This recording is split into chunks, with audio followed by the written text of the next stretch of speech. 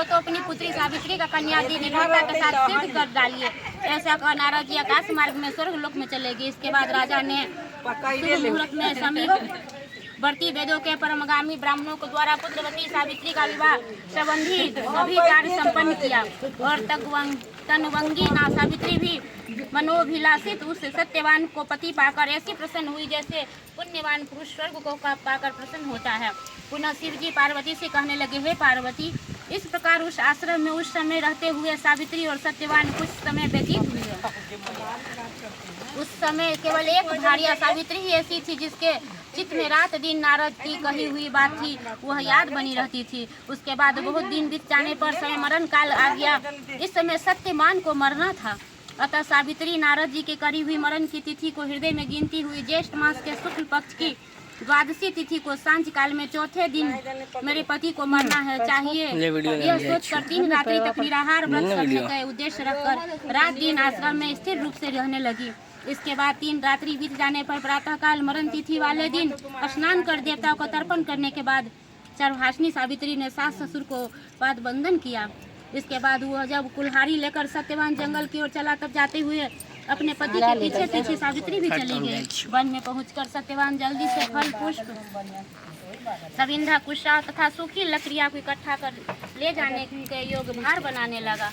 लकड़ियों को काटते समय उसके सिर में पीड़ा होने लगी, जिससे उस गाड़ी को छोड़कर वट वृक्ष की एक शाखा को सहारा लेकर सावित्री से कहने लगा, हे सुंदरी, सिर की वेदना मुझे दुख दे रही है, अतः मैं तुम्हारी गोद में क्षण भर सोना चाहता हूँ। सावित्री ने दुखित होकर कहा, हे महाबोले, आप विश्राम करें, पीछे हम श्रम को दूर करने वाले आश्रम को चलेंगे। जैसे ही पृथ्वी पर बैठी हुई सावित्री ने सत्यवान के सिर को अपनी गोद में रखा, वैसे उस समय कृष्ण मिश्रित पिंगल वर्ण वाले किटीधारी पीत वस्त्र पहने हुए साक्षात सूर्य के समान उदित हुए पुरुष को देखा। उसे देखकर सावित्री प्रणाम कर मधुर वचनों से उसे कहने लगी, आप देवता अथवा देवताओं में से कौन है जो मुझे धर्मच्युत करने के लिए आए हैं? मुझे अपने धर्म से च्युत करने के लिए कोई सामर्थ्य नहीं है, क्योंकि हे पुरुष श्रेष्ठ, मुझे धधकती आग की लपट के समान ही समझिए। यमराज ने कहा, मैं सब प्राणियों के लिए भयंकर और कर्मानुसार उनका उचित दंड देने वाला यम हूँ। सो हे पवित्रता सावित्री, स्वप्न में पड़े हुए तुम्हारे इस पति की आयु समाप्त हो गई है, इसलिए यमदूत पकड़ कर नहीं ले जा सकेंगे, इसलिए मैं स्वयं यहाँ आया हूँ। ऐसा कहकर फांस को लिए यमराज ने सत्यव्रत सत्यवान के शरीर से अंगुष्ठ मात्र शरीर वाले पुरुष जीवात्मा को बलपूर्वक निकाल लिया। इसके बाद वृत्तगण से सेवित यमपुरी के मार्ग की ओर चलना शुरू किया तो वराह रूप सावित्री उनके पीछे पीछे चली। यम ने पतिव्रता होने के नाते चलने में न धधकती उससे कहा, हे सावित्री, एक मुहूर्त हुआ तुम यहाँ तक मेरे साथ आई हो, अब लौट जाओ। हे विशाल नेत्रों वाली कोई भी जीव बिना आयु समाप्त हुए यमपुरी के मार्ग में नहीं जा सकता।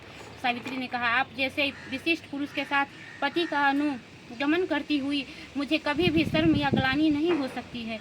सज्जनों की गति सहारा एकमात्र सज्जन ही है, दूसरा नहीं। उसी प्रकार स्त्रियों की गति उनका पति, वर्णाश्रमों की गति वेद और शिष्यों की गति गुरु है।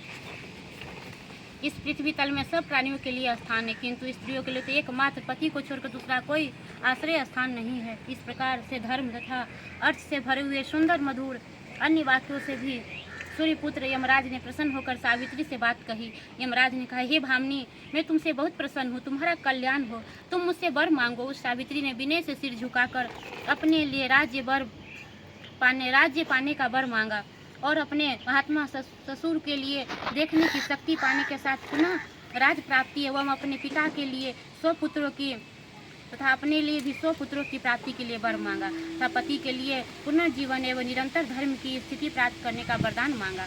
इस प्रकार वर मांगने पर धर्मराज ने भी उसे अभीष्ट वर प्रदान कर वापस किया। इसके बाद सावित्री का पति जीवन दान प्राप्त कर प्रसन्नचित होती हुई अपने पति के साथ शांति से अपने आश्रम में चली गई। उसी सावित्री ने ज्येष्ठ की पूर्णिमा चली गई, यतवे तक चले दोसर आए। हाँ, अब मुँह वाला कह दियो, मुँह वाला कह दियो, हमरा आबै छै मुँह वाला। लेकिन एक सच कहलिए जे औरत के लेल सारा पति के सिवा दुनिया में किछ छै नहीं, दुनिया में किछ नहीं छै, सारा सुख एक तरफ छै, लेकिन पति के सिवा औरत के जिंदगी होई छै, कोनो धन कोनो संपत्ति किछ नहीं छै।